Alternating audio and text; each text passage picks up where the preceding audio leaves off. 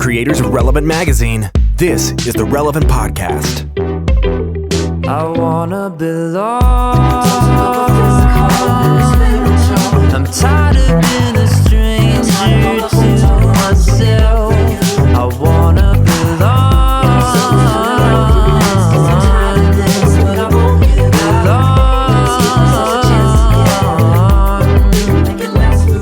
It's the week of Friday, July 14, 2017, and it's the Relevant Podcast. I'm your host, Cameron Strang, and this week's show is brought to you by HelloFresh. HelloFresh. HelloFresh is the meal kit delivery service that makes cooking more fun so you can focus on the whole experience, not just the final plate. Each week, HelloFresh creates new delicious recipes with step-by-step instructions designed to take around 30 minutes for everyone from novices to seasoned home cooks, short on time. I cooked HelloFresh last night. I made What'd you have? risotto with shrimp. It was wonderful, but the risotto by itself, you're kind of doing the thing for 25 minutes. So the whole thing being 30 ain't happening. Right. They sent a box to the office, unexpectedly. Yeah. And then I subscribe at home. Yeah. So I got 2 boxes. Yeah. It's pretty great. No I love problem. HelloFresh. I'm happy for you. HelloFresh sources the freshest ingredients measured to the exact quantities needed, so there's no food waste. I can vouch there isn't. And HelloFresh delivers food to your doorstep in a recyclable insulated box for free. They're now offering light spring meals and has just introduced breakfast options, all for less than $10 a meal. Right now, HelloFresh is offering Relevant Podcast listeners a special deal. You can get $30 off your first week of deliveries by visiting HelloFresh.com and entering offer code RELEVANT30 when you subscribe. Do it. You won't regret it. That's their new tagline. Do it. You won't regret it. Dare you. I dare you to Cameron move. says you'll like it. What, are you afraid? Dude, the burger that I'm going to make this weekend, Frisco, it's got like cheese and like, it's going to be so Frisco good. it in the morning. Put it in the crock pot. Just set it and forget it. Set and forget it. Everything they give you in the box, plus a cup of water, you're good by the end of the day, man. Yeah. You got I'm just yourself glad it's not bologna and mayonnaise. baby, you No, got At least yourself fry a the stew. bologna, bro. Here's Yes. what they don't tell you. Here's what HelloFresh doesn't tell you when you Okay. sign up for their thing. This is the underbelly of HelloFresh. No, this is a guy who used to eat bologna and frozen meals for dinner. Right. Now I'm doing HelloFresh pretty much Yeah. every night. Okay. What they don't tell you, you got a lot of cleanup. You got There's an incredible amount of cleanup. You have pans. You have things, Like- the utensils things you cook with, Like you normally do when you all cook these things food. are in my sink now. Yeah, but I'm I doing think, chores. Cameron, I think you're experiencing like a normal human adult thing, which is anytime food is prepared, there's minimal cleanup required. Because Cameron, Exactly. No, listen. because your typical experience when you say I typically make bologna, when you say make bologna, you're eating it out of the Ziploc bag from the deli with nothing else, like no utensils, not even a napkin. My entire home eating was single serve hummus packet with baby carrots, or I could just grab a piece of bologna or turkey or whatever, deli, or I'd get those steamer bowls, microwave bowl things. Great ones. And again, no cleanup because the bowl is the thing and you just throw it away at the end. So I never did dishes is my point. And now with HelloFresh, I'm doing dishes all the time. But here's the thing, Cam. You have a child of age now. That's the life hack. My mom used to say stuff like, I'm not buying a dishwasher. I gave birth to 2 of them. So now you got a son. That's true. What are you talking about, dishes? You have a Cameron, son that can reach the sink. I don't want this to come across as insulting. Please. But your eating habits in terms of your strategy for avoiding cleanup is you require less cleanup than like a dog would. And a dog doesn't even have hands. Like they just think, but they still got a bowl to clean. I gotta also say, just so that we can save the sponsor, most people use pans, and it's fine, and they love. Well, I do too HelloFresh. now. Like I said, I'm your host, Cameron. Back with us in our Orlando studios, Eddie Big Cat Koffoltz. Hey, man, good to see you. Over there on the ones and twos, our illustrious producer, my brother, Chandler Strang. Hello. On the Skype line from Loverland, Virginia, Jesse Carey. Hello, hello. And joining us for the whole show this week, our guest host, Propaganda. What up, though, West? From Los Angeles. Dude, we were just talking before we started recording. Literally last night, I got the vinyl for your new album, Crooked, at the house and loving it. I've been listening to the album for a while because I got a pre-release. That's little industry perk, got a pre-release. Yeah. But you know what? I'll say this. There's, we get pretty much every album for free. I mean, and now with Spotify, I mean, everybody, you can hear whatever you want for free. There's not a lot of value to the music. So I, as a music fan, will go back and buy the physical or support artists that I love what they've made. And so after hearing the album for a couple months, I went on humblebeast.com and ordered Crooked on vinyl because this is an album I want to keep. This is an important album. It's a great album. And listening to it again last night, just setting it on the turntable and stuff it's amazing, man. Good job, Prop. It's amazing. Yeah, seriously, man. Prop, can we talk about another album that I can't talk about, but I'd like to hear you talk about? Oh, yeah. 444, Jay-Z. The big, ginormous, solar eclipse that the album just happened to drop the same day as mine. Thanks, Chloe. Yeah. What do you think? What do you think about that? What do you think about that O.J. Simpson song? What do you think? No, I'm just kidding. I think I'm interested in what you have to say. Yeah, it's first of all, it's brilliant. He proved, the record proves the theory that I've had for a while, that hip hop can grow up. You can make music. You can make rap music as an adult. And I've always said, because he's he's in his upper 50s now. I don't know about upper 50s, but he's probably around 50. He's pushing 50. He's probably around 50. He's Yeah, Dre's 50. But but the fact is, I've said this for a while, hip hop has yet to see until now who is our Bono. And I used to always say the closest is Jay-Z. Interesting. And I think that he proved it with this record. He's our Bono. He for sure transcends. And then he made an album that was so amazing. So specifically the OJ song, when he was like, "I'm not black, I'm OJ." Yeah. Okay. Was there was this, the brilliance in that one response, okay, is what Alma and I had articulated or tried to so many times on the Red Couch podcast to be like, look, man, this is just not how it works, fam. You know what I'm saying? Yeah. And so just, the maturity, the brilliance, No ID, if you're a hip hop fan, No ID was Common's first producer when Common was Common Sense. So he was Kanye's mentor, just history in just what hip hop is. Yeah, the album's completely untouchable. And thank you, Jay-Z, for staying on a title for at least the first week so your boy can have some chances. For real. Jay-Z is 47 years old. He's 47. Really? Yeah. He has not aged well. You don't think? I feel like I can look at a picture of Jay-Z now and a picture of Jay-Z 10 years ago, and I don't know that I would be able to instantly tell which I don't one's know. older. When I see a picture of Jay-Z and Beyonce side by side, I'm like, oh, she's with her dad. But she's 35 years old. I know, but that's she's like a young Yeah, woman. but the thing is, Jay-Z that's his hook. That's his thing. He's always been unattractive. And that was his thing. He was like, it don't matter. He's just leaned He's into talked his about it the ugliness whole for time. years. Yeah. The album to me was remarkable because, he owned up to a lot of what she put out there with Lemonade, and he opened up about, having issues with Kanye, and he talked about, it was a lot more vulnerable and, I don't know, even contrite and humble than I expected. Musically, I'm not blown away by it, but lyrically, I think the substance of the content is pretty significant, so... Yeah, it's weird to see someone with a career full of so much swagger and I mean he was like the king, right? Actually have some vulnerability in an album like this late in his career. He has no reason to do it. It's not like he needs the money. No. As an artist, he's willing to kind of turn a page and be a little bit more transparent. That's pretty cool. But the thing about Hov, and this is I'm going into my rap nerdery, is he has always, and he's even said it in interviews, he was like, yo, every album is legitimately indicative to where I am in life. So when he was doing the Hard Knock Life stuff, he was like, yo, I had been hustling forever. Yeah. Then he did the Blueprint. He was like, yo, I'm about to start a label, so I'm going to start talking about this. And then when he was doing the girls stuff, he was like, I was single. I was partying. Give it to, give it to me. He was like, and then I met Beyonce.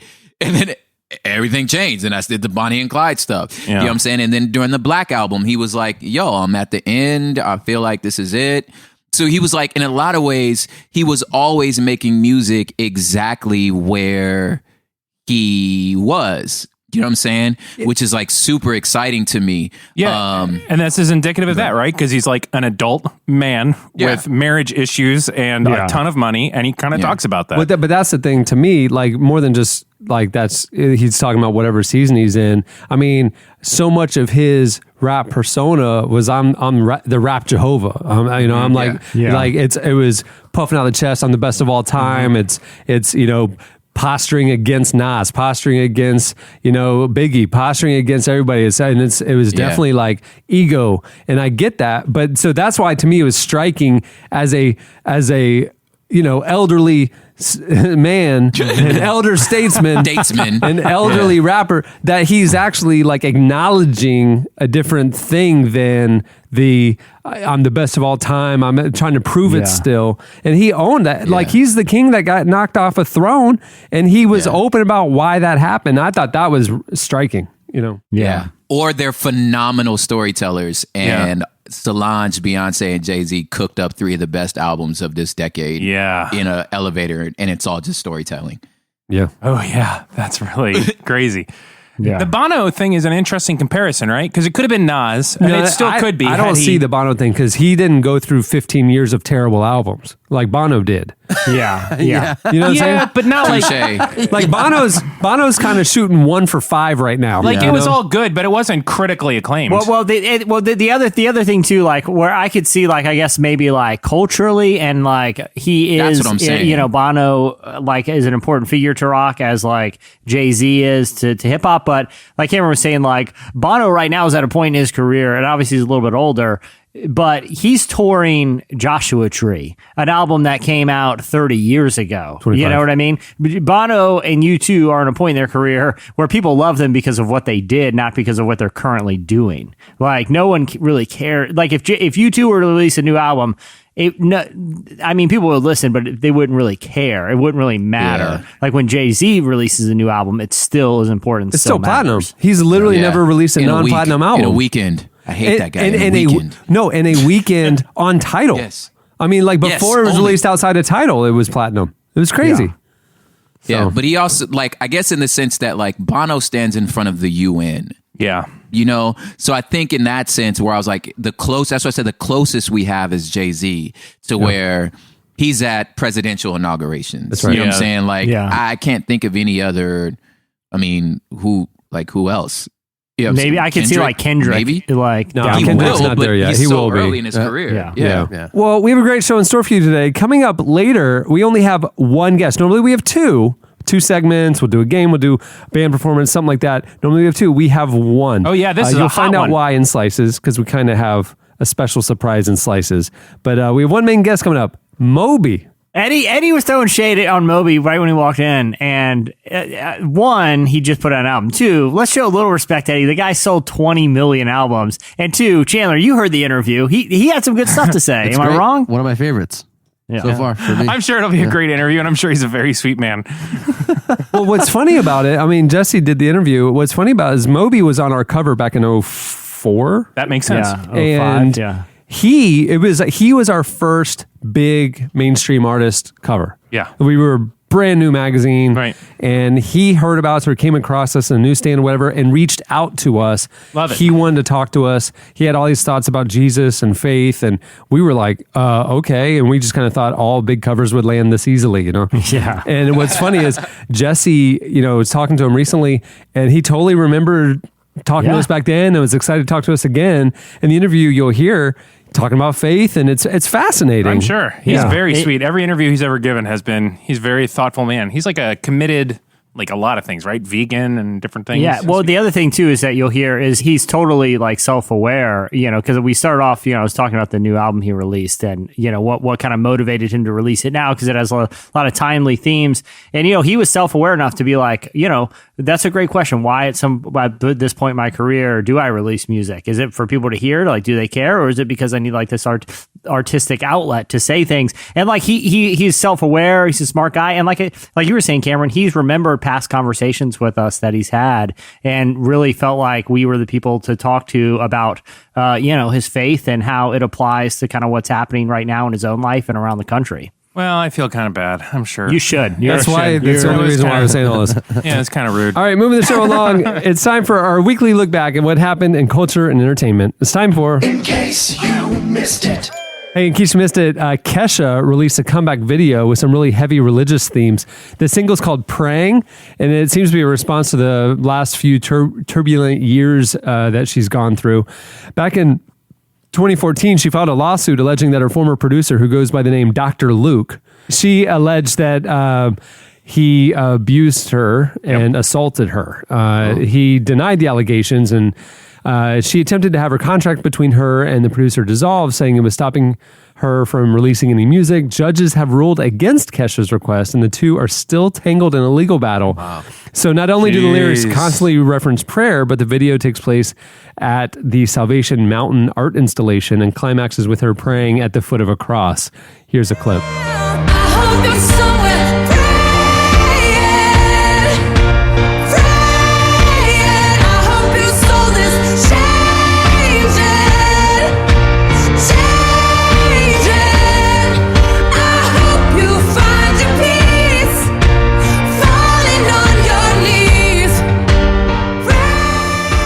What a mess that situation is. Yeah. But it is interesting how much prayer and religious imagery play into that video. It's also, that's like the mountain that's featured on both the Third Day cover and the Radiohead album, the Salvation Mountain art installation. And Joshua Tree. It's in the background, way off in the distance. Just way off in the distance. Third Day, man. They're still playing a lot. That's all I want to say about that. I love those guys. Pretty much any Christian music that was playing 20 years ago is still the heavy rotation on Christian radio. No. I mean live. Yeah. No, I know. I mean, you don't have to wait for them to go on a boat. Like, they're still doing it. Yeah, they're still kicking. Hey, the DC Talk Cruise is happening right now. I know. I've seen... So you're saying that as we're talking right now, there are people trapped on a boat listening to DC Talk. Yes. And I saw on pictures the high of it. seas, I saw where pictures legally anything can happen. Right. I saw pictures last night. It was neat. I mean, it's cool to see the three of them up there. But, like, problem is after that show, you can't cool, leave. Eddie? But where can you go? I would like to have, like, You go to the Lido deck, and then Kevin's signing autographs. Right, and you're sitting in that swimming pool. It's just like a big bathtub. It's disgusting. All of that is disgusting. But what I'm really curious about is because the rollout of the DC Talk cruise was instantly infamous, right? Everyone was making, because they hyped it like they were coming back, and that this wasn't going to be a cruise, which is the lamest comeback vehicle ever. And when I say vehicle, I mean that's a double meaning. Yeah, like literally, well, if you're looking to come back, like have them drive out on a stage in a bunch of motorcycles. That's the coolest. Right. Zip line's number 2, barely a vehicle, but still a mode of transportation. Right. Cruise boat is absolutely the lamest. Yeah. But all that to say is, my question is this: I wonder how many people are actually on that boat, because what if because those boats carry like 5,000 people, right? I don't know, like a lot of people. What if there's only like 200 people on there? Like, how awkward is that? No, I think they were selling out. They've been saying that the boat's almost sold out for the last year. Yeah, that's so true. at some point you got to wonder. That's a tactic. Come on now. I'm not saying they're This lying. isn't Jay-Z. They didn't go platinum after a week. You know, they I would like they're to, like almost platinum. Buy your new album, almost platinum. Almost, so close. That's how their marketing tactic. Hey, well, here's my other question too. The modesty question. Like, I feel like a lot of the people on the DC Talk cruise will have embraced a modesty lifestyle. My question is this: how many T-shirts are in the pool this week? What percentage of people in the pool are wearing a T-shirt? 100%, and they're not even rash guards that you can kind of say like, all right, they're trying it's to like care a for the cotton sun. T-shirt that's very awkwardly clingy. You know what I'm talking about? That's How many black. T-shirts are in that pool? Let's be honest. Well, every youth group trip to Wet and Wild, like the girls had to wear one pieces or a T-shirt over it. Yeah. Yo, So percentage of swimmers on the DC Talk pool. I'm saying at 45 are T-shirts. What do y'all think the median age on the DC Talk cruise is? Because I couldn't get a read on that. Oh, us. It's 30s? It's I think early it's- 40s. It's late 30, early 40s. Really? If you were in high school or late middle school when DC Talk was like hitting, like if Jesus Freak was the formative album to you, then you're on this cruise, I bet, or you wanted to be. So I think you're in your 40s. You're in your 40s. 40s. You're definitely Yeah, because I was thinking 30s. I mean, like maybe you would have I was in possibly middle school wanted when to Jesus go. Freak came out, so I mean, it's possible that people are Yeah, but would you go on a cruise? Because point. I remember my grandmother getting me Jesus Freak at a Christmas present, being like super disappointed, and I'm like, I was definitely not at the age where I thought it was cool. But also, you have to have the money to go on a cruise. But that's the thing. It's like, I think it's older. I think that the luxury, premium cruise experience that you're paying for, because this is way more expensive than a normal cruise. Well, in case you missed it, The Pilgrim's Progress, that book that you had to read in Christian middle school, that was like 800 pages long. You remember that one? Very familiar. I had to read it. I didn't have to. I went to Christian school. You were was homeschooled. Prop Eddie, you guys haven't read Pilgrim's Progress? Just out of curiosity? It's the I read it. It's the 1678 John Bunyan novel. Yeah. Well, it's being made into a movie. Shocker. It's going to be called Heaven Quest: A Pilgrim's Progress. Oh, great. Can I just say that Heaven Quest sounds like the name of a Christian magic show? If I was a Christian magician, my big epic live show would be called Heaven Quest. I'm not kidding. In the mid-90s, we had a computer game from a Christian computer game that I really think was called Heaven Quest, because I remember playing it on the Dell. And it was like, but I really think it was called Heaven Quest. We bought it at the Christian bookstore, and it was so innovative. Look, the Christians are making video games now. That's so funny. I think it was called Heaven Quest. We are so Mine good. would be a find two-part it. show. It'd be called Heaven Quest and Hellbound, and I would take you to both sides of eternity through magic. They'd be and like a lot of people will parallel come to movies. the Lord. A lot of people come to the Lord. Is that like an AB, like an album? Like it'd be Heaven's two Gates, shows? Hell's Flames. Yeah.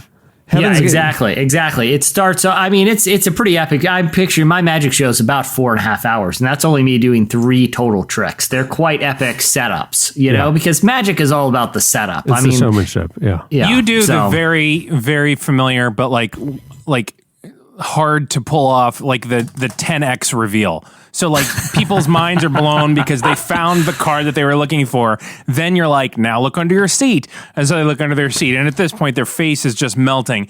And there's a certain point where they're like getting into their ancestry.com and looking up historical photos of their family and realizing And it's all me. Yeah. you've been in pictures the whole time. How are you also listed as my great grandfather? This is incredible. My mind is blown right now. I just bought a premium ancestry.com account too. The other thing is like towards the end of the show, I'll be like, I had a really great time here tonight. And I had 3 individuals that also had a great time here tonight a few weeks back. They were in a car accident on the way home, and I noticed they didn't come and make a decision at the altar call. I can't help but wonder where they are right now. Every head bowed, every eye closed, ladies and gentlemen. Like the ultimate scare tactic that happens at every one of those big productions. Anyhow, I can't wait to see that movie. The film is being made for international audiences. This is interesting. The cast of actors includes actors from South Korea, Australia, and Mexico, and the American lead singer of the Christian band Anthem Lights. I don't know. I've never heard of them. Who is any of the... I don't know. I mean, good for Guys. them. Guys, I have a very interesting piece of trivia about this. Okay. I was asked to audition for the film. Are you going to be in it? Are you Your serious? mouth propaganda. I turned down the audition. Why? Well, I'm just curious. What do you mean, why? Hold on, listen. The film's director told The Hollywood Reporter, "We're trying to break new ground in the faith-based genre. It's dirt under the fingernails, action-packed, grittier, Yes. more stylistic, and more cinematic than what audience have seen previously." I mean, that sounds like something you'd want to be in. Propaganda. Besides it probably being terrible, why would you have turned it down? Well, because the audition was this month, and it would have taken like 6 months off of my touring calendar. That I'm like, I just released a record, man. I can't just release a record and then disappear to make a movie. Like, you got to tour the album. Yeah. So I just made a decision on saying, okay, that's like a side project for me. And it would have just can't take away from plan A to do plan B.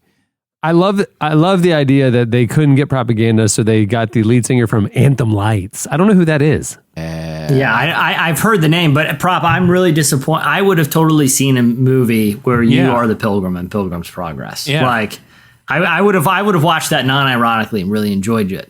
You would have been the lead propaganda. You'd be the only. He would have been the Judas character, Dang. the betrayer. Nah, I'd have to die first. You guys know how it goes, man. Oh no. I got it. I'm with you. Yeah, right in the beginning. Yeah, you know that scene in the beginning of Pilgrim's Progress where the black guy dies? Remember that one? Remember that one? Yeah, remember John Bunyan started that whole thing. He's like the cool best friend that comes on the overnight camping trip. The slasher gets in first. Yeah, that was John Bunyan in the 1600s. This is my favorite The part. black Transformer died first. The black X-Man died first. Well, that is really Well, something. Dave Chappelle was never killed in Robin Hood Men in Tights. Yeah, he it's was true. the fun Dave Chappelle sidekick. didn't. He made I it. think he was killed. Cameron, we watched Con Air last summer. How long did Dave Chappelle last in that film? Oh, I I think mean- he was burned alive on the plane. Yeah, it wasn't long. That's too bad. It was true. the first act. I do know that. Hey, in case you missed it, Justin Bieber's new favorite song is by Hillsong Young and Free. He recently took to Instagram with a screenshot of an iPhone playing the track Falling Into You off of Young and Free's Youth Revival acoustic album with the caption, favorite song. Very loquacious he is. It sounds With like his his music. captioning. That's probably why I like It it. really does sound like a Bieber song. He also posted a few videos showing him having a good time at the recent Hillsong conference in Sydney, which was this past week. Even rocking one of their tour T-shirts that says "The truth shall set you free." He also posted a picture on Instagram a couple of weeks ago of him spending time with Carl Lenz, Chad Veach, and Rich Wilkerson Jr., our buddies. And his Instagram bio now even includes a link to a recent sermon by Rich. Here's a clip of Falling Into You, Justin Bieber's favorite song. I'm falling into you, 'cause someone's gonna love me like you do. Alright, I've got nothing to lose, so I can't stop, won't stop falling into you. Alright, yeah.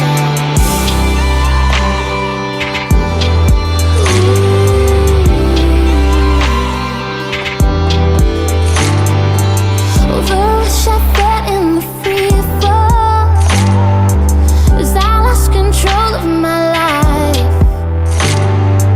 Oh Jesus, I found that you've always had me. Your love is never in doubt. I wanna love you like you There you love go. me. It does sound like a Bieber song. Yeah. I was listening to it earlier. I'm like, if you hadn't told me, other than the vocals, this could have totally been Bieber. Yeah. I'll get back into Bieber when he reveals his favorite podcast. Because I have 4 options for him. Okay. Anything on the podcast network would be fine. Well, but we're releasing 9 new shows this fall, so Yeah. Yeah, but he can get into those. and we have probably 20 in motion for next year. It's I guess crazy. I'm just saying of the current RPN Yeah. shows, which Justin, a lot of them are wrapping up right around now. We're ready for a new wave of releases. I'm not wrapping Yeah, up. mine wrapped up. I can't stop. No, I know you can't I stop. keep going. We can't stop you. Right. I think his favorite. We ended the season of the new activists. You keep recording them and posting them. We don't know how to stop. We're not going Yeah. to physically restrain you. Yeah. I mean, we're gonna Well, we keep- can't watch you 24/7. The just- second we take our eyes off Eddie, he's going to upload another podcast. Yeah. you Hey, just- where's Eddie? And I see him running into the studio. And he keeps his podcast on old tapes. You guys have no idea the kind of content that's about to happen. We're gonna change that brand pretty significantly. Eddie last night dropped into the studio like Tom Cruise in Mission Impossible 2 because we have a pretty elaborate laser system. set up right now. So he tethered in on he a bungee. danced through the lasers and after he Zeta landed from the Jones. tether and was able to upload the file. It was an impressive thing. I watched the security cam footage. He brought it all I'll on be this honest, little- I was mad, but I was blown away by the agility. USB. He has this little USB dongle. He puts it into the computer, and he's hoping it'll upload. He's watching the bar load as it's being uploaded before the alarm I triggers. just hear Chandler walking into the studio. Right? And you're dressed in all black, Right. head to toe. Yeah, you just hear him go up, up, up, up, up, and Jeremiah is somehow up in the ventilation shaft, pulling his rope back up. You know who's driving the van outside is Chad Michael Snavely. They have a flower van out there. You guys could have just gone to Starbucks and uploaded it. You didn't have to come into the building. thing. You didn't have to I like the fear. break and entering. Yeah, I like the fear a lot. Like all of the Facebook posts that Relevant done, they're all from your guest bedroom. Yeah. It's really awkward. Yeah, it's I, weird. And you know what? They're all armed during this heist too. In case they run into one of us in the hallway, they have no choice but to kill us. That's the reason why I just got back from the new studio, checking in on the construction and stuff like that. That's why we're moving, number one. And the security that I'm putting into the walls is unbelievable. You won't be able to get in. It's unreal. Yeah. All you're doing is issuing a challenge to Eddie that he gladly accepts. Yeah. I literally just released an episode. Just now while we were Just talking. now. I was looking at you the whole time. How did you even do it? I don't understand. You know what happened? We think no time has passed, but he simultaneously gassed us all, me and Prop in our own homes, the studio as well. And he just had 20 free minutes. We didn't even realize any time went by. I used the Men in Black thing. You do the Zach Morris where you freeze time, but you're still walking around. Yeah. Yeah. Right. I just pause. Hey, everyone. Yeah. This is the new Activist. He recorded. He didn't just upload it. He recorded it just now. Recorded it right there. Really excited about this week's show.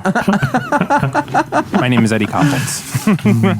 Hey, in case you missed it, Francis Chan spoke at Facebook's headquarters recently about church, faith, and leadership. The writer, teacher, and the former pastor of Cornerstone Community Church. He's the leader of the We Are Church house church movement. He spoke to employees at the corporate headquarters in a speech centered on the idea of how to get to heaven from Silicon Valley. In the 45-minute talk, which he opened in prayer, he spoke in depth about why he stepped down as the pastor of the megachurch that he founded and embraced a new kind of community. He said, this one guy put it like this: it's like being adopted rather than being in an orphanage. Church, the way I was doing, was like an orphanage. Here's just a bunch of kids with one leader. And rather than saying, no, you know what, we're going to put you in a home and these guys are going to actually know you and love you and care for you. It's just like a family. He also encouraged the Facebook employees to not be prideful about their positions of influence and culture, and to instead embrace humility in their work, and presented them with the gospel. Here's a clip. And Jesus says, unless we become like those children. So as a kid, I just want to tell you, I do believe there's a God. And I do believe he has every right, like my daughter said. He's the judge to punish us as severely as he sees fit. He decides what's fair, not me. And I do believe that God is also a God of mercy and love, which blows my mind to think that he wanted to show one act of love that would just surpass everything that's ever happened on this earth. He goes, watch this. I'll take my one and only son. And as a father, I get that. And I'm going to watch him suffer to pay for your crimes. He says he took him who knew no sin to become sin on our behalf, that we might become the righteousness of God through him. That fascinates me.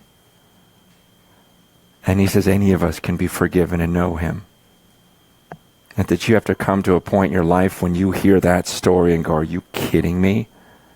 He died for me? But that's not it. He rose from the dead 3 days later to show that, look, I meant what I said. I am who I say I am. And he says, look, you can be forgiven of everything if you believe that actually happened. And not only that, but he'll put his spirit in you so that you can even understand these spiritual things and get him and know him and take on the mind of Christ. And he ended it with, if you could all bow your heads, close your eyes. Yeah, he goes, last time I was at Facebook, there was 3 people that were driving home. And they were in an accident, and I don't know where they are right now. Every head bow, every eye closed. That guy, Francis Chan, he never really just does a mellow talk, does he? No. That guy is like, guys. He's incapable of like phoning something in. No, I love him. Like Eddie. Oh, I'll phone. I just released another show. I knew it. I just did another one. He phoned in a show. Oh, man. Yeah, it was an amazing show. You guys should have heard it. It's a great. How did you release 17 episodes of The New Activist this week? I don't even. Are you? What's even? Do you even listen to your own shows? Who's editing them? It's a whole factory. It's a whole thing. Hey, in case you missed it, Ava DuVernay will direct a Netflix series about the Central Park Five. Yeah. The Central Park Five is a name given to the 5 Harlem teenagers who were wrongfully arrested for the rape of Trisha Maile in 1989. They were exonerated in 2014 and paid a settlement by New York City. In a statement, she explained, quote, "I had an extraordinary experience working with Netflix on 13th and am overjoyed to continue this exploration of the criminal justice system. The story of the men known as the Central Park Five has riveted me for more than 2 decades. In their journey, we witnessed 5 innocent young men of color who were met with injustice at every turn, from coerced confessions to unjust incarceration to public calls for their execution by the man who would go on to be the President of the United States." A 1989 full-page ad in New York's 4 major newspapers written by Donald Trump called for their execution. Yep. He has since refused to acknowledge their innocence. DuVernay is also directing Disney's big screen adaptation of A Wrinkle in Time. Yikes. Man, she's making some waves. She is one of the most exciting directors. Yeah, because 13th, I think anyone who watched it, it's impossible not to be changed after seeing that film. All right, that'll do it for In Case You Missed It. Stay tuned. Up next, Slices. Sometimes it's hard to tell what we're really living for. Hear the voices calling out from the streets, singing, get ready for more. They're singing, get ready for more now. Let's put 'em up too high. We can walk together with our hands up in the sky. So put 'em up tonight. We can come together, we won't give up on the fight. You're listening to Moon Taxi. The song is Too High, but it's TWO, so it's safe for little ears. At the beginning of the podcast, you heard Fife and Kimbrough with the song Belong. There you go. Good stuff. Okay, it's time for Slices. What do you have, Jesse? There's, we're at a time where there's like a lot of cool, like different tech startups and a lot of interesting ideas. Well, one company called E-Umbrella in China found out the hard way that a borrowing business model doesn't always work. So they had an investment of about $1.5 million, and with it, they were able to purchase 300,000 umbrellas and put them across 11 different Chinese cities. So the idea is simple. Is like if you're walking through a city and it starts raining and you don't have an umbrella on you, why not just go and like rent one in like a vending machine type of situation, and then you can go return it and other people can go rent it. So like the business model is pretty clear. Like all you gotta do is buy these 300,000 umbrellas and then people renting them, and the umbrellas just start making you money. The problem is it launched 3 months ago. So they're 90 days into the business. They have lost every single one of the umbrellas. What? All 300,000 have been stolen. I mean, Wow. Probably people think that they're just free umbrellas. I mean, I don't know if stolen is the right word. Well, I mean, they put on there, like they put instructions for how to check out the umbrellas and how to return them. Now they are admitting like maybe it was a little overcomplicated, and they also the people that started the company had evidently they were inspired by a company that does like bike rentals, and you see those a lot in like urban city or urban areas where you can check out a bike and return it, and ride it around for a couple hours and people return the bikes. They didn't think of a mechanism to track the umbrellas. So really it's the perfect crime. There's no way if you rented one of these umbrellas, you can get caught. So that was a big flaw in the business plan. But the CEO released a statement to the South China Morning Post and said that he's figured out why none of the umbrellas were returned. And he said, quote, "Umbrellas are different than bicycles. Bikes can be parked anywhere, but with an umbrella, you need a railing or a fence to hang it on.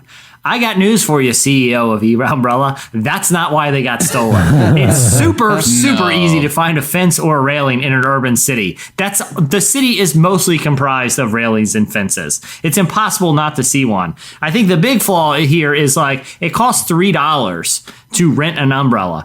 I could go buy an umbrella for like $5. Right. Like it's not meeting that much of a need. I think it's just a bad idea. I don't think it's a shortage of railings that took the business offline. I think people would just assume if I rented an umbrella for $3, I'm getting ripped off if I return this thing. So yeah, for one-time use, that is a little high. Yeah. So, but what the thing about the bikes is that to get the bike, you got to swipe a credit card. If you don't return that bike, you're getting dinged for the whole credit card. Right. Just like at a hotel, if you take the robe, there's a charge for the full robe. You know, I mean, like, but so how are they doing a $3 transaction or rental without a credit card to back it up? Evidently, so when you pay the money, so the umbrellas have like a little code on them, and you download this app and you're sent the code, and you can unlock the umbrella and get it to open. But evidently, like, I guess there's a problem with them locking back up, so people just figured, hey, there's nothing preventing me from taking this umbrella with me. So it was a flawed business model. But the thing is that I guess in China, like the borrowing system is pretty big, so they thought this was going to work. But I think that's what we need more of here. Like, pretty much anything I own is technically for rent. Like, if someone were to ask me, like a stranger, if they can borrow anything I own and said, this many dollars for a day, I would probably do it. Like, I think there's no major reason to room not for do it. disruption in like the car rental industry. Like, why do I need to go to some complicated place at the airport if the houses surrounding the airport could just residents let me rent their cars? I think the renting thing is a good idea. You just got to figure out how to keep people accountable. Listen, I know you're being funny, but truthfully, there is this. My brother-in-law lives in Portland, and they have a full like a tool rental library. But it's not like dumb stuff. It's like if you want to rent like a lathe and try out like turning wood or something, you can rent all this stuff and take it home. I feel like, isn't that so fun to be able to rent that kind of stuff? pretty cool. I feel like that's such a good idea. It is a good idea, but I know my personality. I think out of the 300,000 umbrellas that have gone missing for e-umbrella, like their entire inventory and millions of dollars worth of umbrellas, I think only probably 100 and 150,000 of those were done maliciously.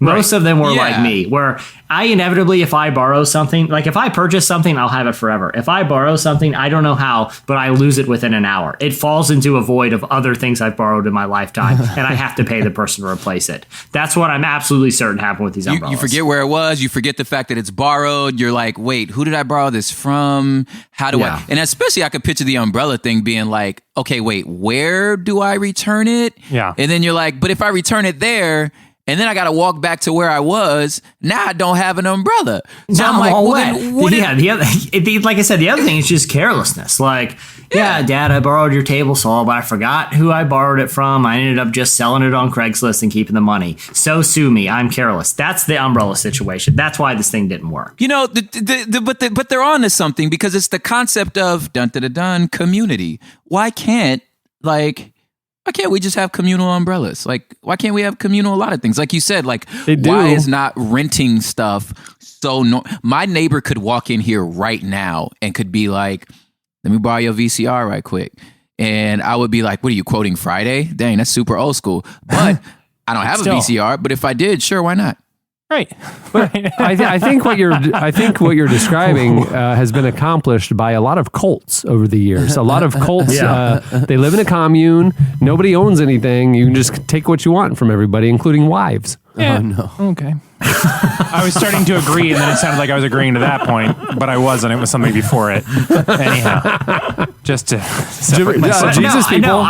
Look, man, I think the rental business is like a great idea. It's just, how can you hold people accountable if they don't steal your stuff? Because the other thing too is like, the umbrella place have to go hire somebody to go track down all their umbrellas. Right. I mean, that'd be kind of a cool job if you're like kicking down doors looking for umbrellas. College dorms are basically this life, right? Because like my college dorm room, I had a lot of movies. Yeah. And I would come back and like, most of them are somewhere around. People were using, I was the movie library, and I would be walking around campus and I'd see guys wearing my shirts and stuff. What? My dorm wing. They just kind of take what they wanted, and then sometimes some of it made it back to you and some of it didn't. But I kind of love it. I mean, if we're all doing that together, like, it's crazy that my neighbor on either side, we all own lawnmowers.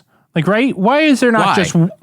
Yeah. Why isn't there just one lawnmower per 2 blocks? Where just you grab the lawnmower, or like, it's just crazy to me that we're not sharing. Who's all this funding said lawnmower?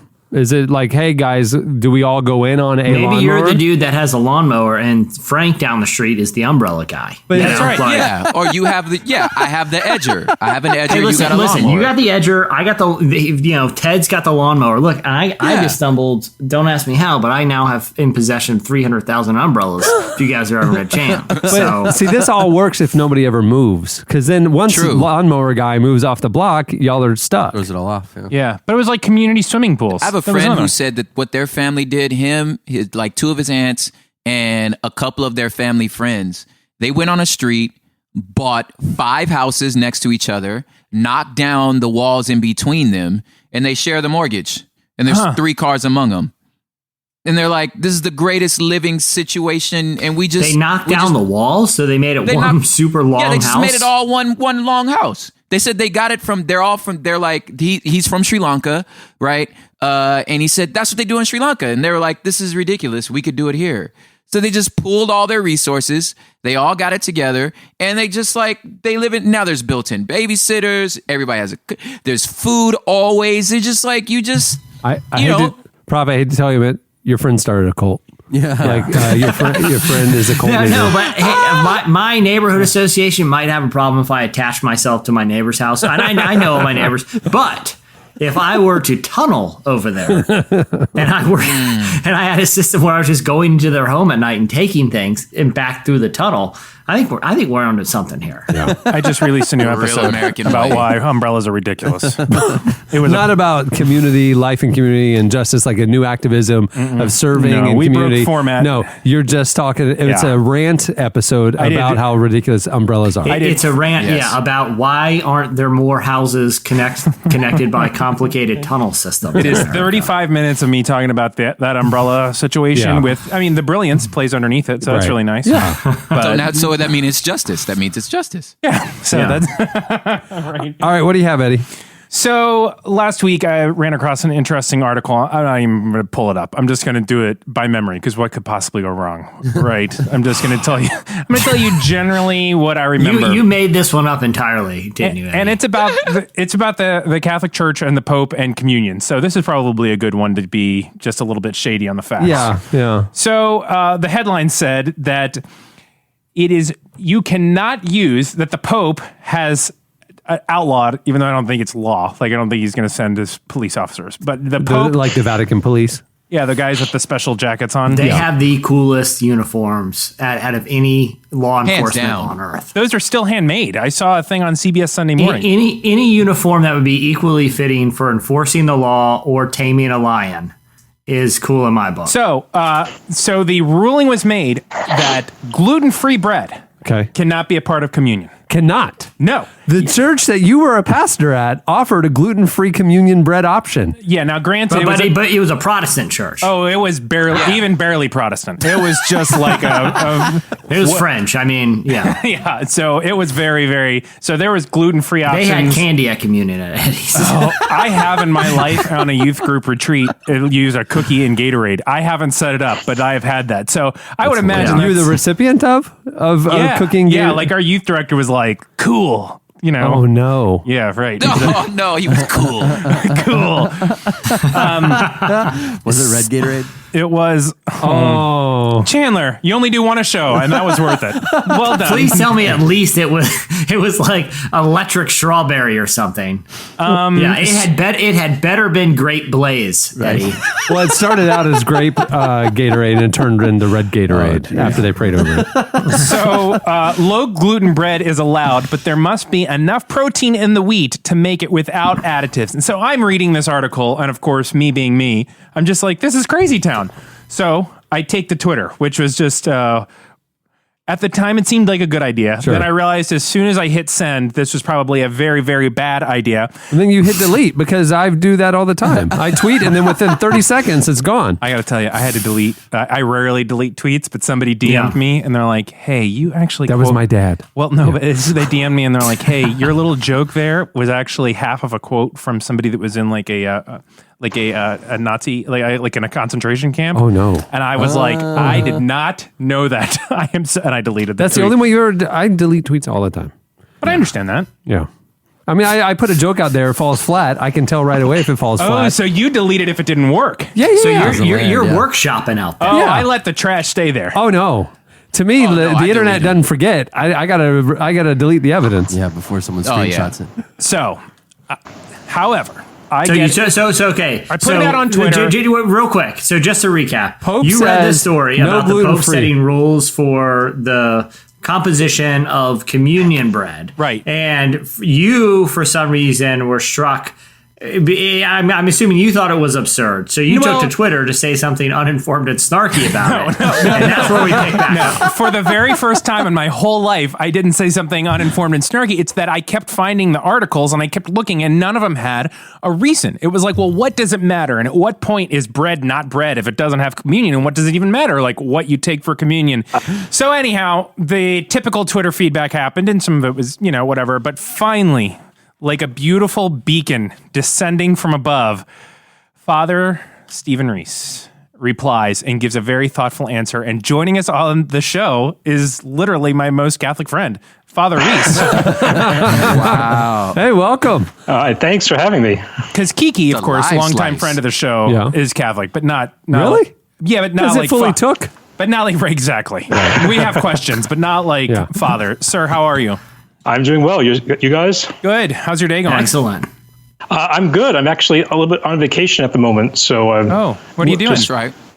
I was away last week with my family, but this week I'm home at my parents' house. So, I would say that's a very nice Airbnb you're at. I can see the room you're in. It's my parents' living room. Dude, you're on vacation and you're still wearing all of your fancy clothes.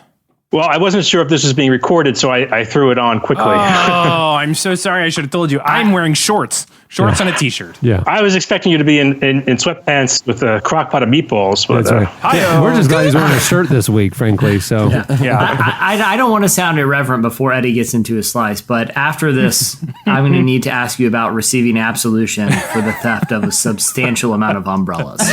Well, I can move into the closet and we can talk about it. So we might, because I need to get this off my chest and I need to figure out a place to unload these things. Father, I like how well you rolled with that absurdity, not knowing at all what he was talking about. But you've listened long enough to know that you'll get the context when you listen on Friday. That's what's great about having them on.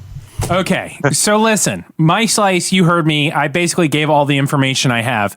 Help me understand and help us understand what I'm missing, because to me it seems like we're mincing words. Like, what does it matter what you use? But it does matter, and you made a really compelling, not argument for that, but you had really compelling points. So why did the Pope issue that decree?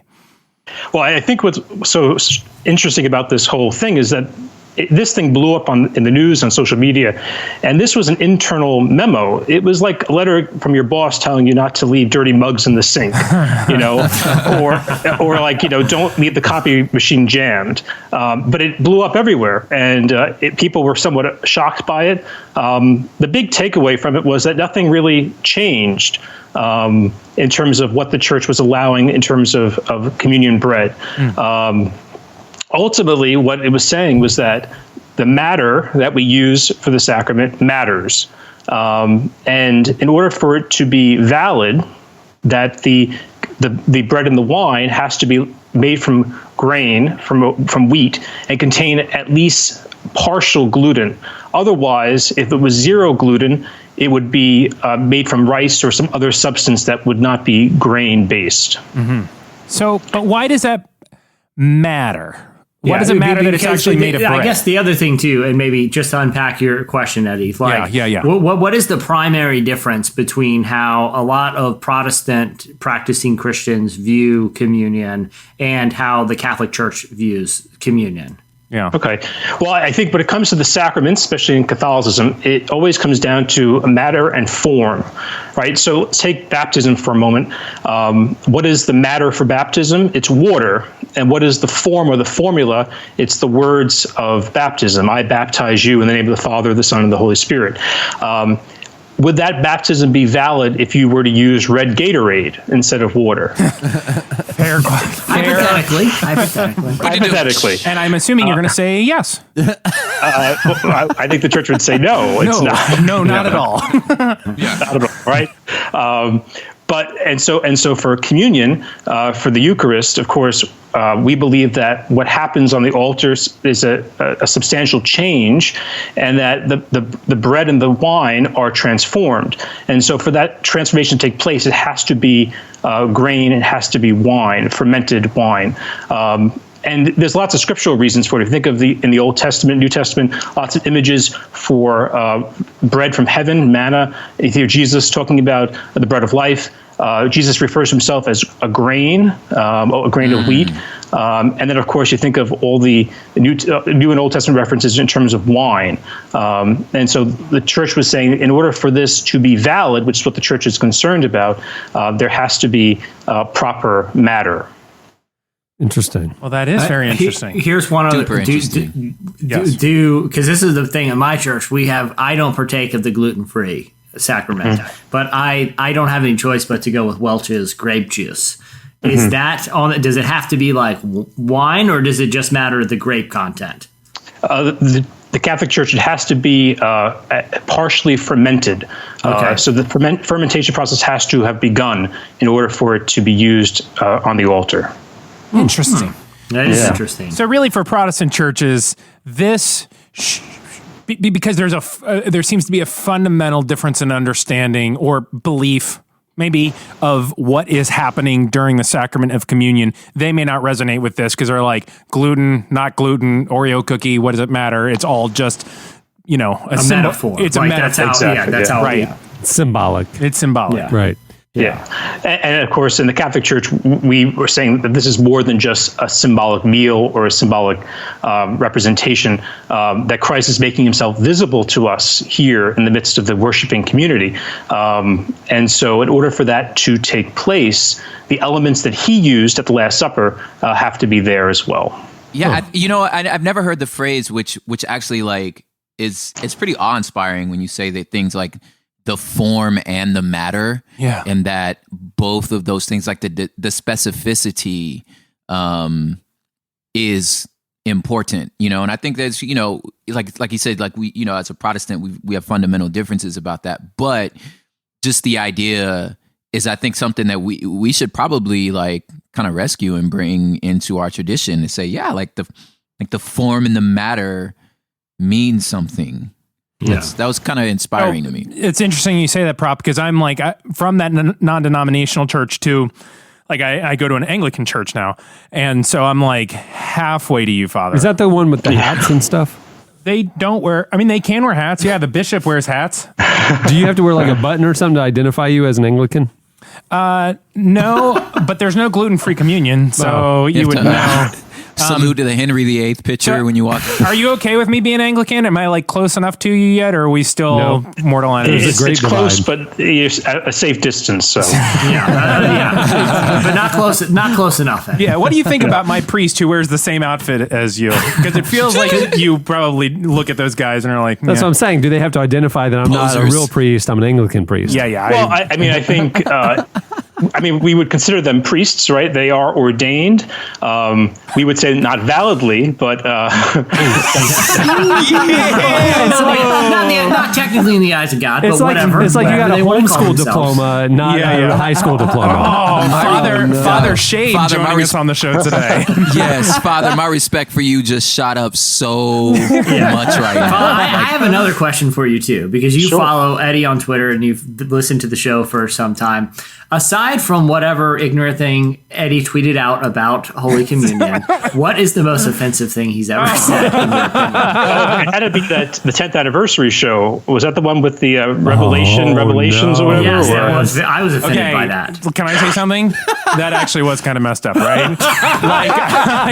I'm still going to do it. You piped in a fake voice of God into a church. You Eddie. wrote scripture.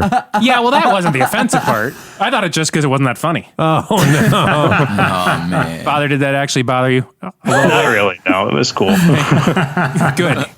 You know what was shocking to me about this whole thing about the Pope, talking about who we love, by the way. I love that guy. Yeah, he's the best. Big fan. I also learning that right after that, the statement he made how much he hates dirty dishes left in the sink. Interesting. Made the news. It's a big problem over at the Vatican. All those filthy goblets have left everywhere. Have you visited the Vatican? I haven't. Actually, I'm going for the first time in October. So I've been. You've never been? It's incredible. I've never been, no. How weird is it that me and Cameron have been to the Vatican and you haven't? I've lived a very sheltered life, I guess. I guess that was kind of mean of me to say. I should just have tweeted I'm surprised that they even let you near that place, Eddie. You've got to take the tour of the catacombs. Father, can you prevent Eddie from going back? I think he's done enough to besmirch himself there. That I'll have Francis write a papal bull to stop Eddie from going. So. The ceilings at the Vatican are unbelievable all over. Anyway, well, thanks for joining us. Thanks for setting us straight and explaining the significance of the non-gluten debate. It was very helpful. It was very helpful. Well, I appreciate you guys having me. This is awesome. Oh, you're awesome. Thanks for being on the show, Father. Thanks. All right. We had a priest on the show. That was cool. That was cool. He was great.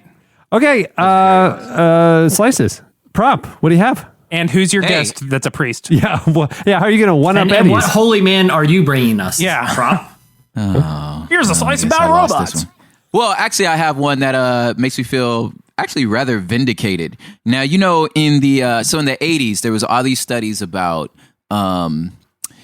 just the effects of coffee, drinking too much coffee, how it's damaging, and it's like it's horrible for you, and just like it's messing up your heart and all these things, right? How many cups a day do you have? You drink. You're a connoisseur of coffee. Yeah, a lot of people just mindlessly pound coffee all day at work. You're not that person. You're a connoisseur. No, it's a craft. I enjoy it. Yeah, that's right. And there is it's not as functional. I'll tell you, just as somebody who's had quite a bit of coffee myself, like what Prop does in that pour over and the type of coffee he makes is so balanced and delicious, as opposed to like go to Starbucks and gotta dump a lot of stuff in it to make it palatable. Yeah. Absolutely. People don't realize until they've had really excellent coffee. Yeah. Like I went to Vivace in Seattle, and all of a sudden it's like, cool. Hey, cool, Eddie. Cool. Tell us again, man. Tell us more about it. Father Reese. Where was it? Seattle. Wow. Father Reese has some pretty harsh words for you. Continue on. Prop, the only coffee I've had made for me as good as the coffee you've made for me was, I'll be honest, this past week, Father John Misty, Josh Tillman, took 30 minutes to create a pour over for me when we were at his house. Jesse, nothing. I went to a major metropolitan city that most people have been to, and he had Father John Misty make him coffee, and you don't say anything. I'm just saying. Eddie, he's turned that into a fantastic cover story. Unless you can turn something around about Versace in Seattle, then I don't care about your pretentious $8 coffee. Josh, Father John Misty, he said every time I've had somebody over, like do an article with me or whatever, I always end up making him a cup of coffee because he's as passionate about it as propaganda is. And he said it always ends up in the article. I said, I promise you will not end up in ours. Cameron, you should have said after his half hour of slaving away on it and he handed it to you, should be like, "Ugh, you got any cream and sugar? Because like French vanilla or something, because this got some bite, man. I need something." Yeah. No, it's crazy though. Like the stuff that Prop, man, maybe Prop can help you out. Yeah. Propster's Senka in his. It's so good. Yeah. Anyway. So all these studies came out in the 80s, right? And what nobody noticed was the study is so bogus because, people were dumping pounds of cream and sugar in it, and they were all chain smokers. So they're dying. And how of all the things you gonna point at, you pointed at the coffee as the problem, right? So it was more of a correlation, not necessarily a causation. So you're looking at the deaths of coffee drinkers, but not factoring in the other unhealthy habits they had, essentially. Absolutely. Okay. So 2 major studies just came out of the UK, and they surveyed a couple thousand people, right? Follow them over a few years, and what the study shows is that 3 cups of coffee can reduce early death. They found that it reduced the risks of liver disease, digestive, and circulatory problems, and it shows that it's not the caffeine, it's the antioxidants that are inside of coffee. It's practically a superfood. And they're saying there is a correlation as to how much coffee you drink a day. Now, it's black coffee, right? You can't be throwing all the other stuff in it. But at the end of the day, I literally will outlive all of you. Here's my only thing with this, man. These studies come out all the time, and it's like, oh, coffee's not good for you. Coffee is good for you. Oh, drinking wine is good for you. Oh, it's bad for you. Oh, you should be eating dark chocolate all day. You know, sooner or later you're going to be on the internet and you're going to be eating like 8 avocados a day, polishing it off with, a candy bar, and then it's going to come out and tell you how terrible it is. I think I just eat what I want, and I will find something on the internet to tell me that I'm making the right choices, because literally whatever you eat, you can find something to tell you that's a good thing. Yes. Now, here's the thing. Don't you ever talk in a pejorative way about an avocado. Okay. They're glorious. They are really good. They are heaven's gift to us. I don't want to get into a whole avocado thing here, but avocado is the most overrated average vegetable we got. I mean, they're basically flavorless. It's like the water of vegetables. All right, like Jesse, it just doesn't bring that much to the table. Jesse, pause. Propaganda for the rebuttal.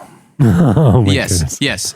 Celery and lettuce are the water of vegetables for sure. Agreed. I'll give you that. Matter of fact, they have negative calories. You burn more calories eating them than they have in them. I'll give you that. That's a point. Avocados, however, that's like Mario cultural icon.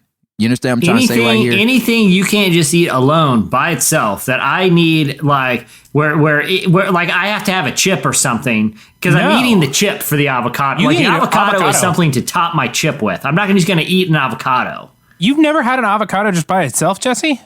No. Cameron, have you ever just plowed into an avocado? Yeah, I got it with HelloFresh last week. Yeah, you just ate it by itself. First of all, no one can appeal to Cameron for food, okay? That's the bologna and true. mayonnaise guy. That's true. Right. That's true. No one can appeal to him for that. Secondly, I'm just going to chalk this up to your non-West Coast living, and I'm going to go ahead and just, because I like you so much, I'm going to let this avocado thing slide. But I will say this. Coffee is a health food, and I'm going to outlive all of you. I think you said 3 cups a day? Yeah. 3 cups a day, that's a lot of coffee. That is a lot. What are you I talking drink about? 3 at breakfast. I do 1 in the morning, and if I stayed up, or if I got less than 6 hours, if I got like 5 hours sleep or less, I'll do 1 midday. But here's the other thing too. Is it like a measuring cup, or is it like a mug? I think it's coffee? like a big, huge, like one of those like Bubba-sized Yetis of coffee. Is what they consider 37 ounces. Yeah, okay, I'm so glad you brought up the Yeti thing, and I feel like I'm just ranting here, but I went to the hardware store the other day. They have a whole section of Yetis, but the Yetis are basically like the razors in the drugstore, like behind their own glass, because these Yetis cost like $50. Like, what makes them so great? Why are people getting ripped off to buy a thermos? It makes 0 sense to me why those are so expensive. You gave me a mug that we both drink out of, that Florida mug. Mm-hmm. It'll keep coffee hotter than I wanted to keep it. Yeah. Like, I'm like, stop working so well. I put ice and some water in it and then go to bed. I wake up in the morning, ice is still there. It's not by Yeti though. It's by the Yeti thing is shocking to me, that like when we were in Montana, or if you can go into any sporting goods store now, okay? Yeah. Oh yeah. Like, it's not just that they sell the coolers, they sell Yeti hats and branded apparel because people are so passionate about their coolers. Who is buying a shirt to advertise how much they like their thermos? Dude, a lot of Floridians. A lot of people. It's like a thing down here. A lot of outdoorsmen and hunters and stuff, bro. Yeah, it's a thing. It's crazy. Because I get wanting to keep things cool, like a Yeti cooler on a camping trip. I've been camping before, and we were camping, and on the 3rd day, and this isn't a Bible thing, but on the 3rd day, like, the ice was still dry. It was so cold inside. Yeah, but I mean, it's not like, hey, I got a Rubbermaid cooler that I use to keep sodas cold. You know what? It works fantastically. I don't be walking around in a Rubbermaid tank top at the beach. It's so stupid. It's so stupid. I agree, man. It was weird. It's status, bro. It's status. We all have our status symbols. Yeah, but who cares about your cooler status? I don't know. Yeah, exactly. Is that what it's come to? Where the thermos and cooler I use is how I distinguish my class in society, and then so much so that I have to broadcast it on a T-shirt and a hat. It makes zero Amen. sense. That being said, Jesse, relevant- you are on a slippery slope to becoming Andy Rooney. He is. You are very close to I'm Andy getting Rooney. more level. ornery in my old days. All this talk of all these people eating avocados for one. All these Yeti. Andy Rooney. You know what? He had a long career because he got it, man. He cut right to it. People understood. Like, yeah, he's right. You know, why is my pills filled with 3/4 cotton? It makes no sense. I'm digging them out of there. You know, these are prescribed by a doctor. He makes a great The point. one cotton, but this is just plain wasteful. Make a smaller bottle or use less cotton. It's that simple. The guy understood, man. Yeah, he's like Jerry Seinfeld, observational humor. He was saying stuff we've all observed, just nobody's putting into words, quite like Andy Rooney or Jesse Carey. Jesse's really something. All right, so 3 cups of coffee a day. Done. Gluten communion only. Yeah, I'm going to go with it. I'm not Catholic, but I'm going to go with it. Yeah, why not? Be a purist. I like And it. For all of the people who are going to be like, oh, I have celiac and can't handle gluten, I just want to say we're still not going to That's your problem. We're not doing anything in correction and apologies. There you go. It was the Pope. Take it up with the Pope. All right, that'll do it for Slices. Stay tuned. Up next, Moby joins us.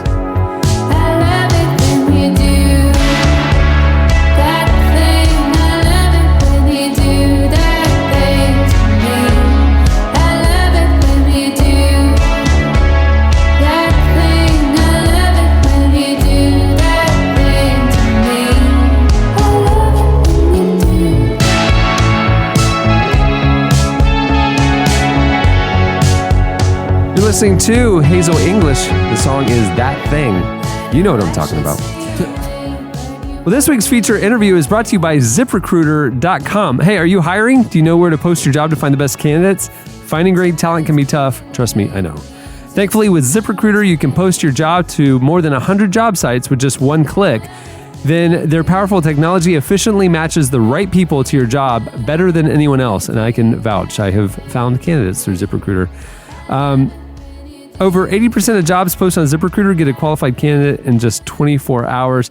You also don't need to juggle emails or calls to your office. You can see all the applicants right in one screen. You can rate them and manage all the candidates in one place. Their dashboard is really easy to use.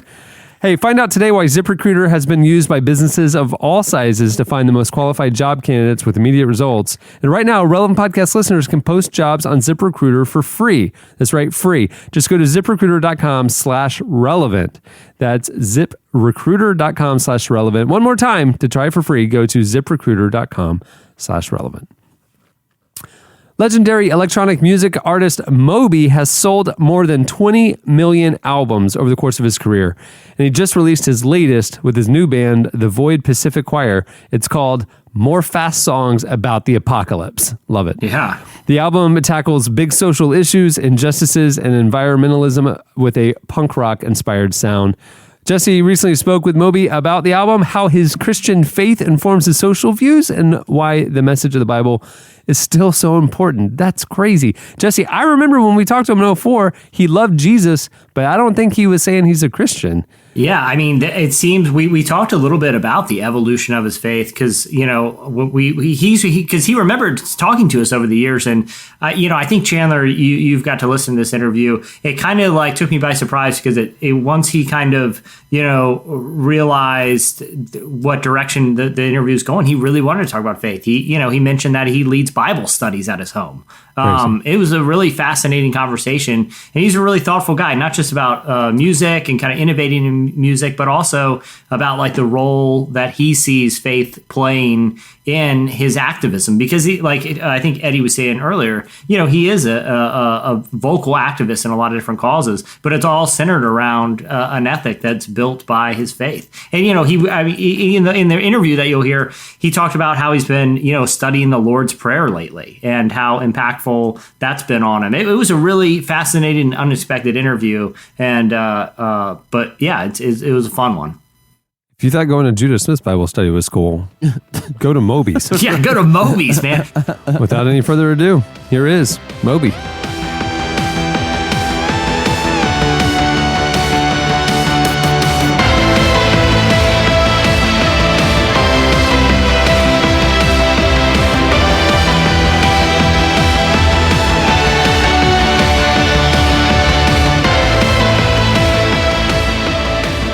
less than a year, I think, since These Systems Are Failing came out. How come you wanted to get another album out right now? There definitely seems to be a sense of urgency when you listen to it. That's a good question. I mean, I guess it sort of speaks to the bigger question of, like, as a 51-year-old man in 2017, why release albums at all? Because in the ye olden days, when musicians released records, there was the hopeful assumption that people would either buy them or listen to them. And also in the olden days, I would go on tour. And now when I make a record, I don't really expect people to pay attention. I really don't expect anyone to buy the records I make, and I'm very pleasantly surprised if anyone takes the time to listen to them. Yeah. So these circumstances drive a lot of musicians crazy. So many musicians sort of have this desperate dream of things going back to the way they were in 2001 when people bought CDs and, you know, MTV was still viable. But in a way, I find the current climate for releasing music to actually be really liberating. Yeah. Because there's no commercial pressure for me. And the only thing I can sort of pay attention to when making a record is the joy that I get from making the record and the sort of the dialectic that's created when the record is released or when videos are released. For me, it's a really interesting way of communicating quite intimately with people.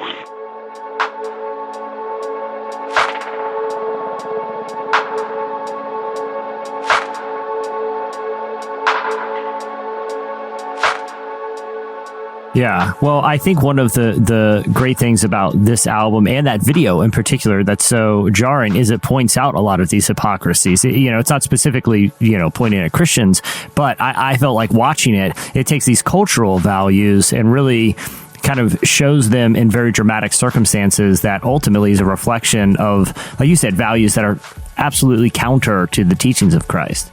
It's funny because we look back, let's say, you know, we look back at culture 100 years ago, or even 150 years ago.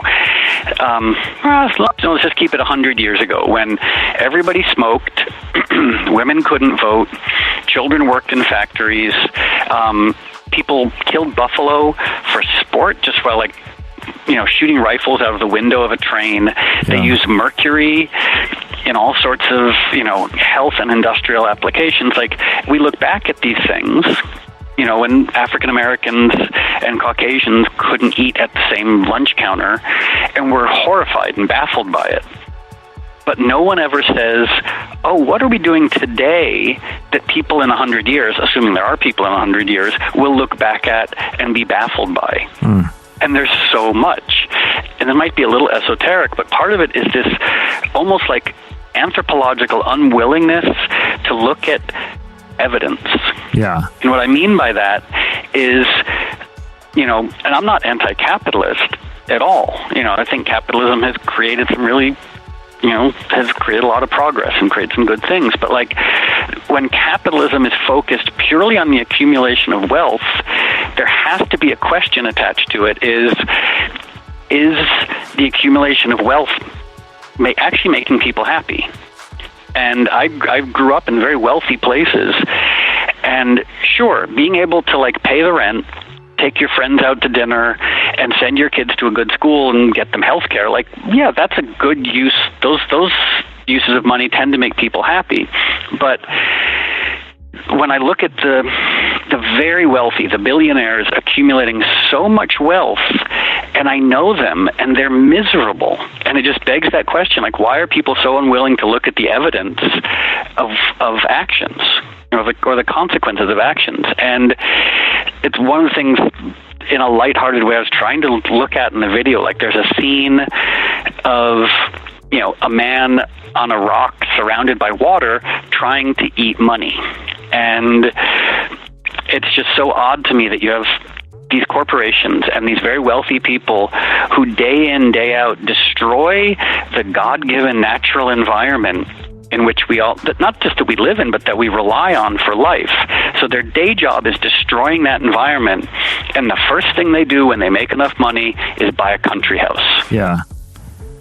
And I'm like, if you care about the environment, why don't you care about it 24 hours a day? You know, you can't just clear cut the rainforest, make $1 billion, and then go buy a 20-acre estate in the Hamptons. Like, if you love nature and you recognize the sort of the sublimity of it, that has to inform all of your choices, ideally.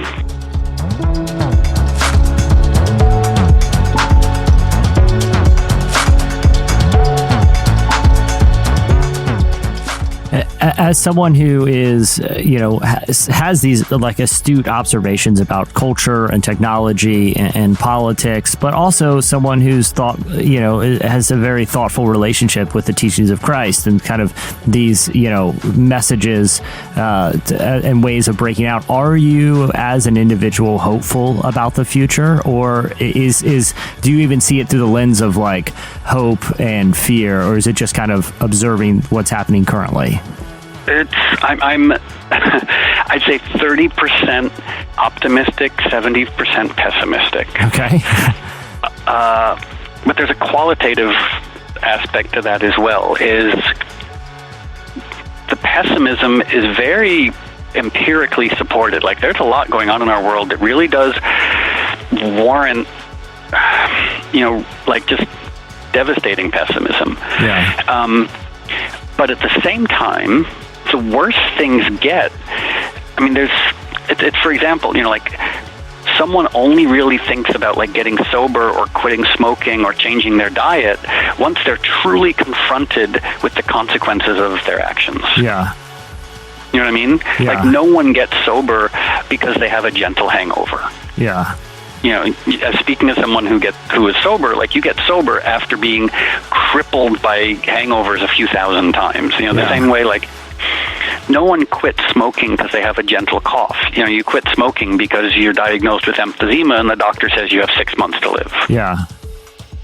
And so and humans, I was talking about this with Cory Booker, who's an old friend of mine.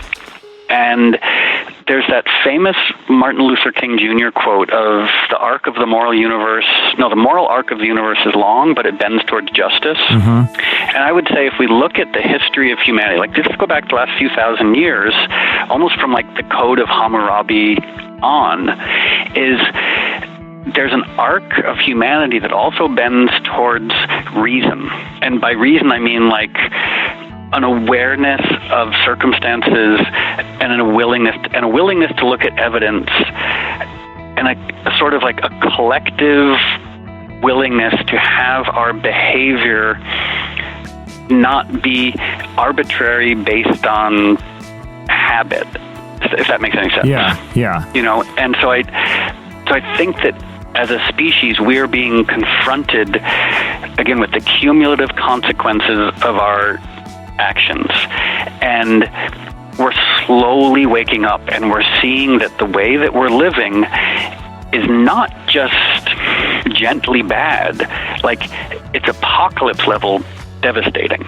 And the more wealth we accumulate, and the more we ostensibly succeed, the less happy we become. And I know a lot of people who are slowly waking up to that, and it just begs the question, if the way that we're living is destroying ourselves, destroying the environment, destroying the ability for future generations to be happy, why are we still living this way? Yeah. We have the ability to change, but, and there's precedent for that. You think of at one point, slavery was the law of the land, and now it's not. Yeah. At one point, women couldn't vote. At one point, children worked in factories. At one point, everyone smoked. And now those things are no longer the case. We've rationally moved away from things based on evidence. I just hope we're able to do that in a contemporary way before we're destroyed by our choices. Yeah. You hope that the guy who's diagnosed with emphysema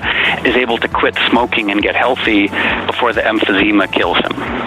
Well, one of the things about the album, and particularly the video that you released for In a Cold Place, is that it looks at a lot of these cultural values that we've seemed to have adopted as a society that aren't really values that, and shows how really alarming they are.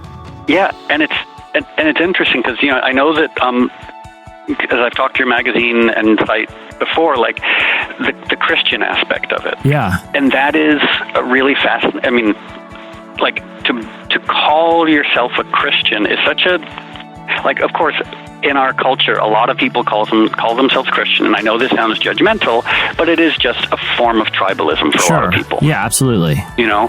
But if you're really willing to get involved in the text and and even some of the more sort of like vaguely esoteric aspects of it, of the teachings of Christ, and of, whether they exist on a literal or metaphoric level, the idea of, and I keep coming back to this, is separation. I mean, it's one of the first facts of the Bible is humans being separated from the divine. Yeah.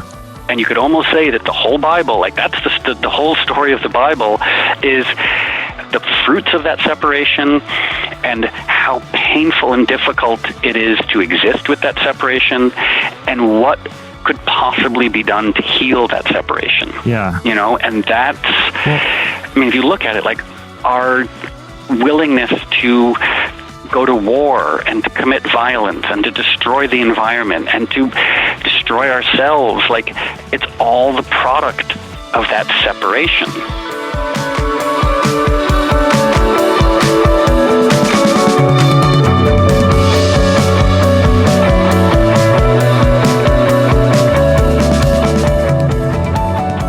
And the beauty of like the gospel too is the reunion and the communion and the healing and the realization of like Christ's teaching of like, no, the last are first and the first are last is what can break those patterns of destruction. Yeah, but it's very nuanced because humans love black and white thinking, and I say this as a human who likes black and white thinking, and we like tribalism.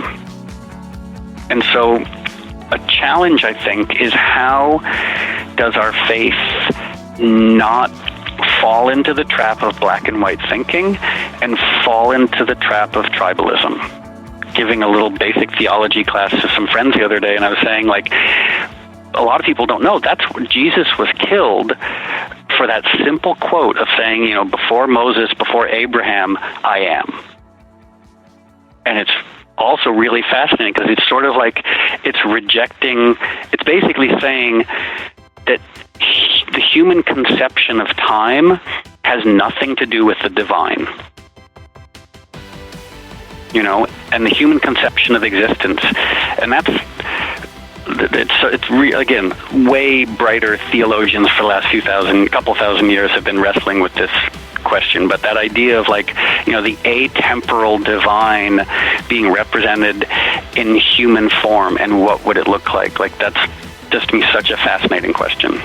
Yeah, and it's almost like that has to be the starting point too, because it puts God in a context so greater than our own that we realize that the ideas may be inconceivable, but we still have to wrestle with them because they're outside of our full plane of understanding. Yeah, like it's that aspect that in the human form, there are just simple universal truths that we are incapable of understanding. And that's an idea that's also reiterated many times throughout the Bible in really sort of subtle, almost, like Gnostic ways. I got no life, I got no hope, I got no will, I got nowhere to go, I lost my soul, I cut my skin, I see my life. That was Moby. Stay tuned. Up next, your feedback. Couldn't really tell what I'm trying to find. Everyone's so boring, makes me wanna lose my mind. Looking for resources for a deeply formed spiritual life? Fuller Studio offers podcasts, videos, stories, and more curated from the scholarship of Fuller Seminary's world-class faculty. Listen as President Mark Laverton reflects on wisdom with radio host Krista Tippett. Watch director Martin Scorsese discuss his Christian faith with Professor Cutter Calloway. Read rich reflections on evangelical interfaith dialogue. All this and more available to use freely for any purpose. Explore now at fuller.edu/studio. That's fuller.edu/studio. When I'm on the train, I really hate your poetry. You hate mine the same. You're listening to Beach Fossils. The song is Down the Line. Okay, it's time for your feedback. Somebody said, started out with that Cohen could replace me. Yeah. And he's my choice. You know what? Yeah, if you didn't hear last week's show, my 7-year-old son Cohen was in the studio and we gave him headphones and he wanted to sit up at the mic. So he was just sitting there just like listening. Right, being a buddy. But he told me after we were done, he goes, I said, what'd you think? He goes, I thought I'd get the chance to talk more. He wanted to participate more. He sounds just like me. And I was like, oh, buddy, we'll have you back on. Tell him we can make that happen. Yeah, dude, we can. Yeah, he literally thought like he would get the chance to like talk. Same maturity. He's funnier. There's like you guys are really both. You're both into fidget he's got spinners. an elevated maturity level than you for sure. Right, I'll say this: he wouldn't blaspheme Holy Communion on Twitter. He knows better than that. Eddie. No, he would know what to do. So it's time for your feedback. Last week we asked you. What are some troubling or confusing lyrics to Christian songs?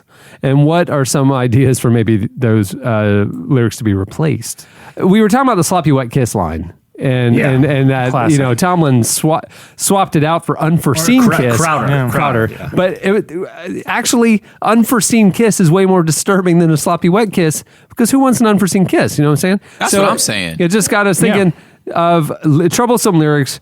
What would you do to change them out? You guys hit us up on Twitter at Relevant Podcast. You also posted on the podcast episode page at relevantmagazine.com. Here are a few of our favorites.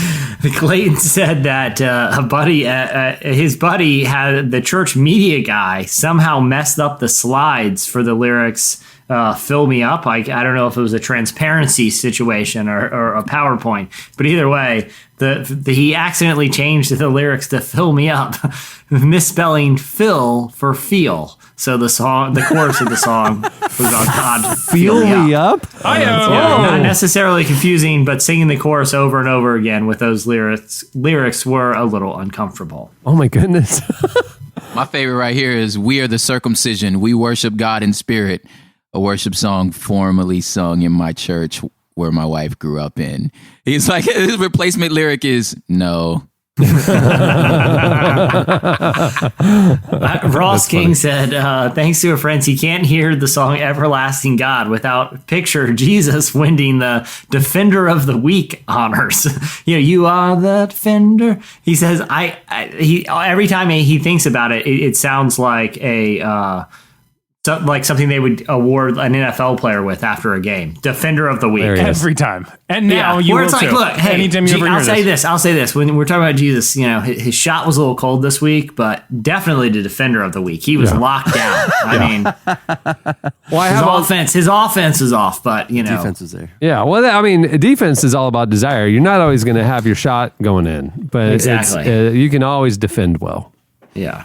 Yeah, there's no excuse for that. That's the thing about screen typos are always the best in worship because it's already just so boring, and you're just like standing there. You're like, okay, I'm singing. Nothing breaks the spirit more than a typo. Oh man, you're worshiping, you're entering in, you're really letting the ministry happen, and then you're like, I can't not see that. Typo. I can't not see when they're doing your and your wrong. I mean, on the thing, it's not even really a typo. It's just the person typing it didn't know the difference. It's unconscionable. I was really going to commit to making some life changes today, but I cannot get past that lack of an apostrophe there. So that's all I can think about. So we'll get some correction next week, I think. What do we think about when they do on the screen and they put the apostrophe because they're singing the word sort of like they're kind of shortening up like cuz or something? It's like error, like instead E''ER instead of ever. I'm like, why don't you just write the whole word and I'll figure out how to sing it, because the apostrophe in the middle of a word. Well, the old hymnals did it that way.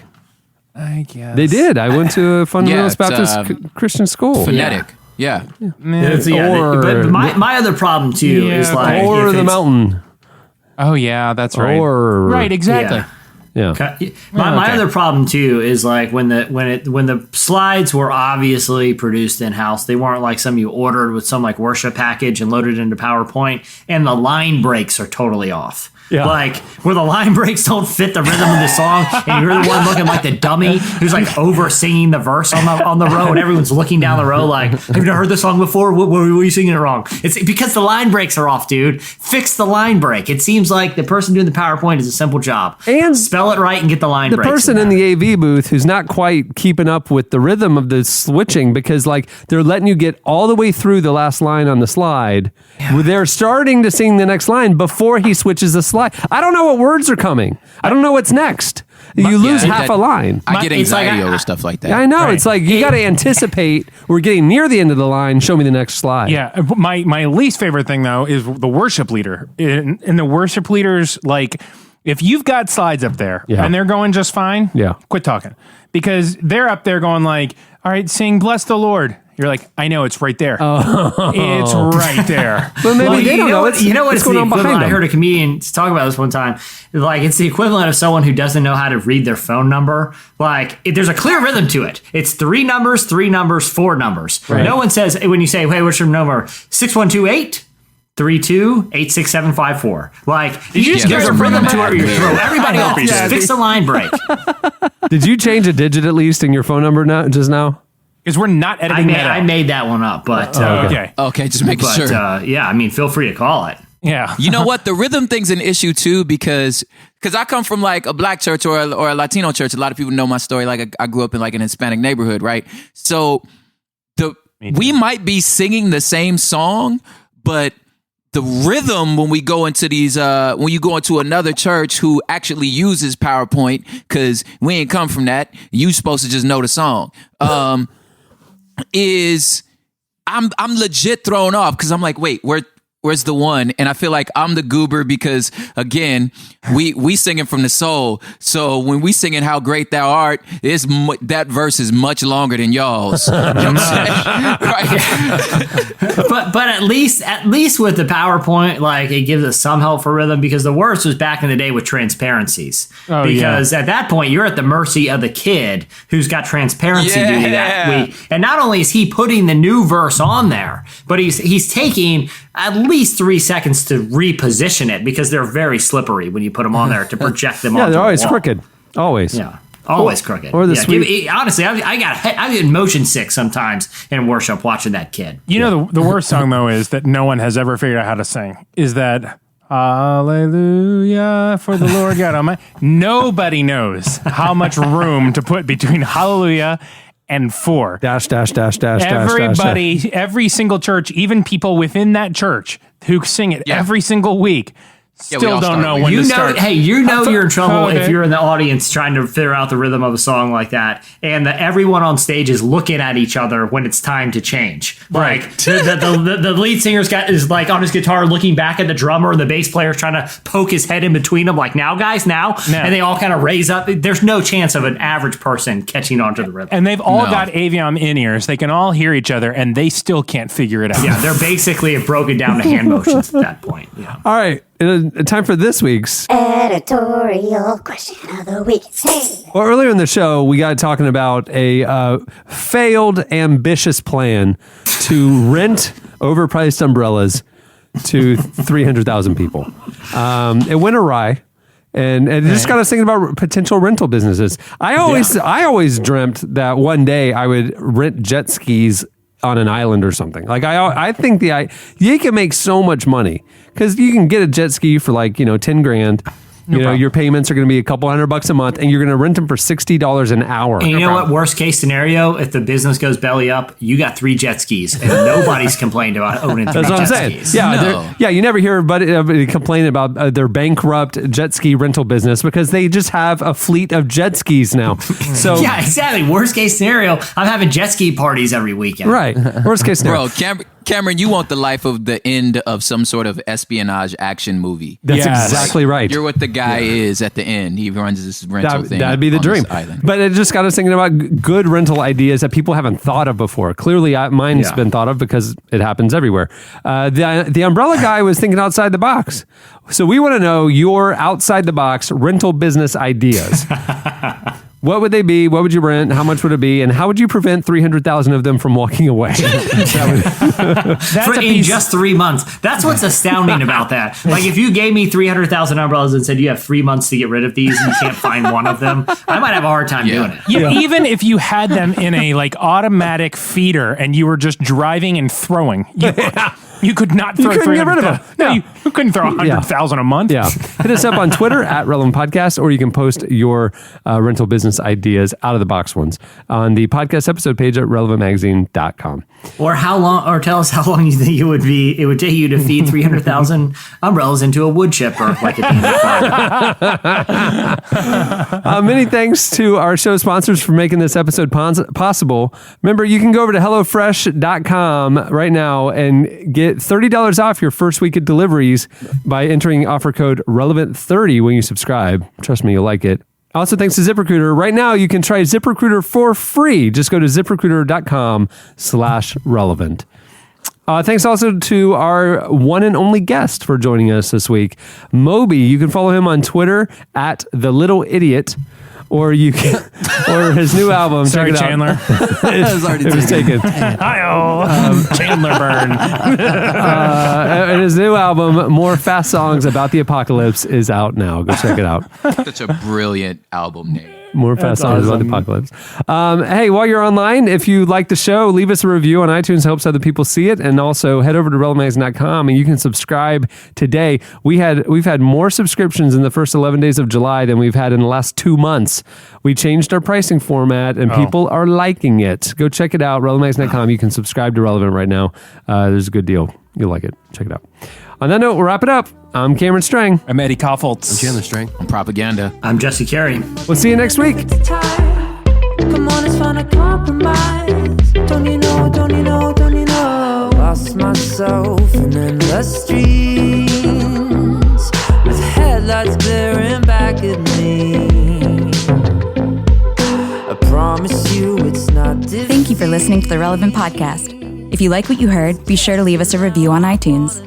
Check out other shows from the Relevant Podcast Network in the podcast section at relevantmagazine.com.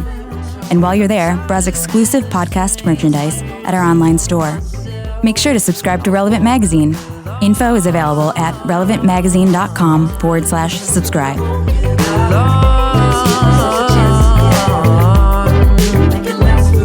Hey, can we make a home together? I'll be willing if you're willing to try. Tired of feeling like a passerby.